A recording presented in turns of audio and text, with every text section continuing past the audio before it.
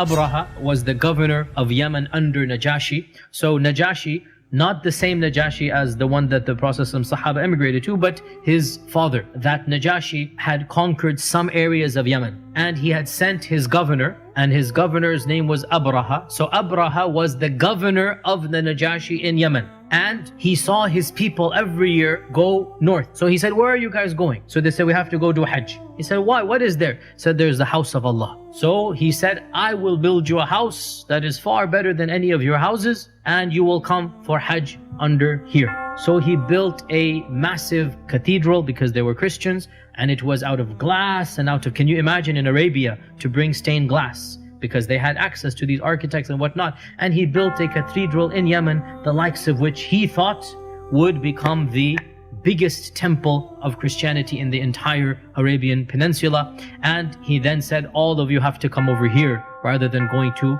up north to the Kaaba. And when one of the Bedouins heard this, he went there, but he went there to relieve himself, number one and number two. And he went there and he did that. And he became so angry, Abraha, that he said, as revenge, I will destroy this house, so people must come to my house. And that is why he gathered together his army. And of course, because they were from Abyssinia, so they had elephants. Otherwise, elephants did not live in the Arabian Peninsula as natural beasts over there. But because he was from Africa, so he had a group of African elephants. And of course, the people of Africa had trained the elephants to be instruments of war.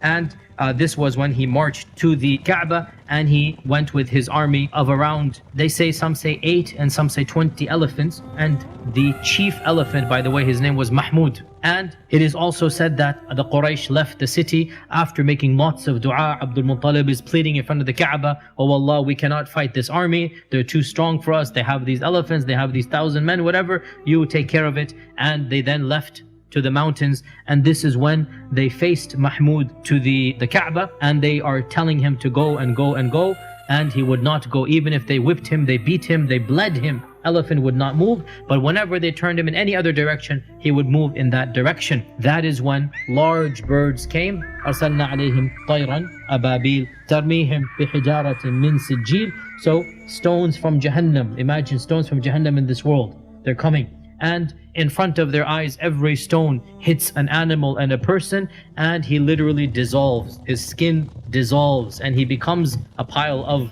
broken and molten flesh in front of the eyes of the people of Quraysh. And it is said that Abraha himself suffered the worst fate, and they carried him back, and his skin is dissolving the entire way, and he dies right before reaching his home in Yemen, so that he suffers the worst punishment, that he's just about there, and then he dies and he is buried over there. There's also some hidden wisdom here, some semi-mystical wisdom here, that we have a Christian attacking a pagan, Abraha attacking Abdul Muttalib, and the Kaaba is the subject of attack, and neither of them is able to defend. In fact, the one is attacking and the other cannot defend.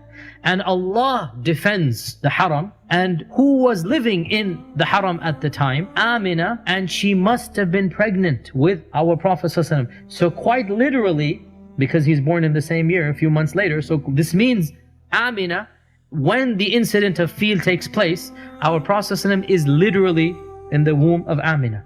So there's a huge symbolism here, that Allah Himself protects not just the Kaaba, but what else? Our Prophet ﷺ. And it is as if to indicate that the mushrikun could not protect the Kaaba. They're not worthy of the Kaaba. So Allah subhanahu wa ta'ala destroyed those who attempted to harm it, because there will come now somebody who will be worthy of the Kaaba. The Quraysh have not been worthy to the level they deserve.